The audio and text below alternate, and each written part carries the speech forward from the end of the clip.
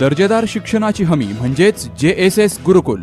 Play group ते इयत्ता 8वी इंग्रजी माध्यमासाठी प्रवेश प्रक्रिया सुरू. डिजिटल तंत्रज्ञानाद्वारे शिक्षण पद्धती.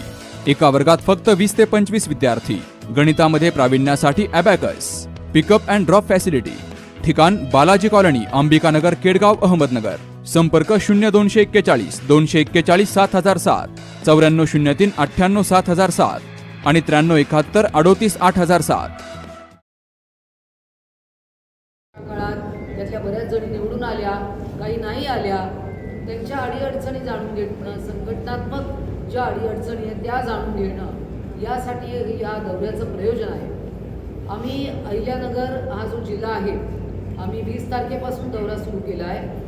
आज आता दौऱ्याचा अंतिम टप्पा आहे. प्रत्येक दिवशी 2-2, 3-3, 4-4 विधानसभा महिलांशी आम्ही थेट संवाद साधतो. याच्यामध्ये समाजातल्या ज्या अनेक महिला आहेत, घटक पक्ष, त्या आशा सेविका असतील, अंगणवाडी सेविका असतील, ज्या कर्मचारी पोलीस पाटील आहेत, हे तर महिला ज्या कर्मचारी आहेत, ज्या शासनाशी थेट संबंधित आहेत, त्यांच्या पण अडीअडचणी आहेत.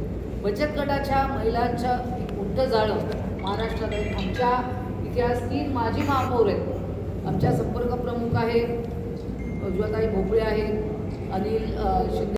आम्हाला पुन्हा एकदा माननीय एकनाथजी शिंदे यांना मुख्यमंत्री झालेलं पाहायचं आहे आणि त्यासाठी आम्ही पूर्ण संघटन त्या ठिकाणी सज्ज आहोत. येणाऱ्या काळात शिंदे साहेब पुन्हा मुख्यमंत्री व्हावे ही आमची लाडक्या बहिणींची इच्छा आहे. यांना मी त्याचा अहवाल देऊ. मागच्या काळात आमचा संभाजीनगरला दौरा झाला, आता अहिल्यानगर आहे, पुढे असे अनेक दौरे आमचे सुरू राहतील. 3 टीम आहेत, 3 टीम फिरत आहेत पूर्ण महाराष्ट्रात. मुळात म्हणजे महिलांच्या ज्या आपण बघतो जेंडर बजेट न म्हणता माननीय शिंदे साहेबांनी महिलांसाठी खूप काही केलं. त्यांनी मुख्यमंत्री झाल्यानंतर पहिला निर्णय जो होता तो STमध्ये महिलांना थेट 50% डिस्काउंट तिकिटामध्ये दिला. त्यानंतर लेक लाडकी योजना आणली, नंतर लाडकी बहीण योजना आणली, जी एक फ्लॅगशिप प्रोजेक्ट होता. आणि या योजनेचे खरे जनक माननीय एकनाथजी शिंदे हे राहिले. हजारो लाखो करोडो महिलांनी त्यांना राख्या बांधल्या आणि या लाडक्या बहिणींनीच हे महायुतीचं सरकार पुन्हा निवडून आणलेलं आहे. त्यामुळे या लाडक्या बहिणींना रक्षाबंधनाच्या निमित्त त्यांना भेटण्यासाठी पुन्हा एकत्रीकरण सगळं व्हावं, त्यांच्या अडीअडचणी समजून घ्याव्या आणि संघटनात्मक रचना, फेरबदल, महिलांची परिस्थिती काय आहे. आपल्याला माहिती आहे की गेल्याच आत्ता जे पावसाळी अधिवेशन झालं, केंद्र सरकारने तर महिला शेतकरी वर्ष हे घोषित केलेलं आहे. परंतु आत्ता महाराष्ट्र सरकारने महिला शेतकरी विधेयक आणलं. महाराष्ट्र राज्य हे पहिलं राज्य आहे की ज्यांनी हे विधेयक आणलं. या विधेयकाचा फायदा असा आहे की आपल्याला माहिती आहे की अनादी काळापासून महिला या शेतावर राबतात, त्या शेतमजूर म्हणून राबतात किंवा थेट त्या लँड ओनर आहेत, स्वतःच्या शेतीचं स्वतःच काम करतात. अनेक प्रकारची कामं महिला करतात, परंतु त्यांच्या कामाला कधी ओळख नव्हती, कधी रेकग्नेशन नव्हतं. या महिला शेतात काम करतायत, अनेक उन्हाळे पावसाळे सहन करतायत, परंतु त्यांच्या कामाची कुठे नोंद होत नाही. तर या माध्यमातून महिला शेतकऱ्यांना येणाऱ्या काळामध्ये आपलं सरकार हे एक सर्टिफिकेट देणार आहे, ज्याच्या माध्यमातून त्यांना एक ओळख मिळेल समाजामध्ये.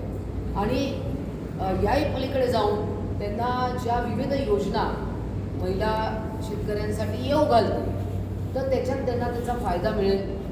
हे महिला वर्ष आहे. जसं लाडक्या बहीण हा एक आमच्या सरकारचा एक मजबूत कणा आहे. लाडक्या बहिणींनी हे सरकार आणलं, त्यामुळे त्यांना आगामी काळात सतत आम्ही संपर्कात ठेवू, त्यांच्या भेटीगाठी. ज्या काही आपल्याला माहिती आहे अंगणवाडीचं मानधन कोणी वाढवलं तर एकनाथ शिंदे साहेबांनी वाढवलं.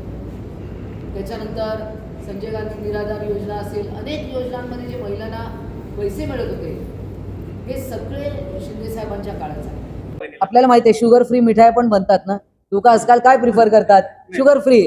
त्यामुळे भावाची तब्येतीची काळजी घ्यायची असेल तर महिला शुगर फ्री वापरेल. खजूरयुक्त पण मिठाई बनते.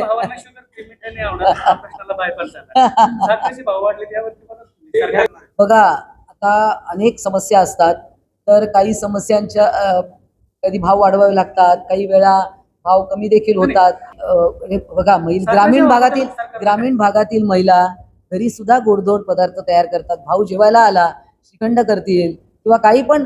बघा, महिलांकडे अनेक तोटगे आहेत. भाव वाढलेत, कबूल आहे, परंतु आता त्या काही ह्या ज्या शेतीच्या रिलेटेड ज्या आहेत, कधी भाव वाढावे लागतात, काही समस्या असतात. शेतकऱ्यांना पण वाजवी भाव द्यावा लागतो, त्यासाठी देखील भाव वाढत असतात. त्यामुळे सगळ्याच प्रश्नांचं उत्तर काही अशा पद्धतीने इथे देता येणार नाही. काही प्रश्न आपण मंत्र्यांसाठी राखून ठेवा. इथे पालकमंत्री आहेत, त्यांना तुम्ही विचारू शकता. तुमचे इथे शेतकरी आपले मंत्री आहेत, त्यांच्याशी तुम्ही चर्चा करा की याच्यावर का भाव वाढलेत म्हणून.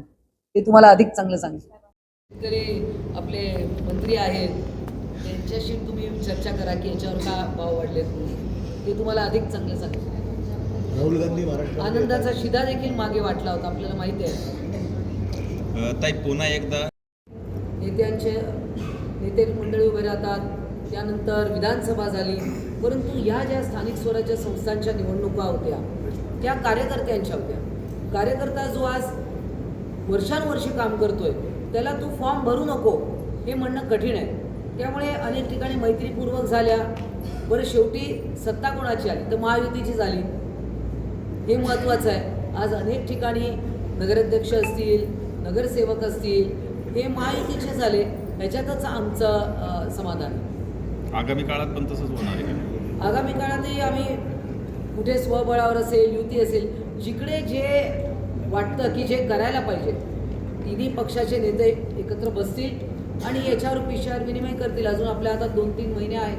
काही सध्या चिन्हावरून पूर्णपणे विश्वास आहे. आता बघा, आज परिस्थिती खरं म्हणजे विचार करायला पाहिजे. वंदनीय बाळासाहेब ठाकरेंचं जे धनुष्यबाण आहे ते गोठवा म्हणून सांगतायत. उद्या त्यांनी विचार तर गोठवलेलेच आहेत. वंदनीय बाळासाहेब ठाकरेंचे विचार गोठवले आहेत आणि आता तर चिन्ह गोठवा म्हणून अशी मागणी होते.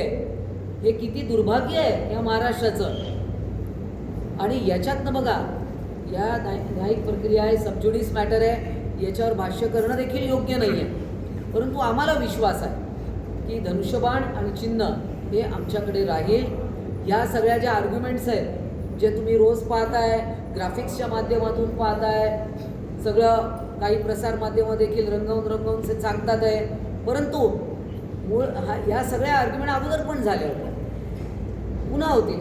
आता त्यांच्याकडच्या झाल्या, आमच्याकडच्या चालू होतील. परंतु आज तेव्हा ते काय म्हणत होते, जनतेच्या कोर्टात जाऊ, जनतेच्या कोर्टामध्ये आम्ही लोकांना सांगू की आमचं काय, आम्ही काय केलं म्हणून. आता जनतेने पण आम्हालाच दिलं ना.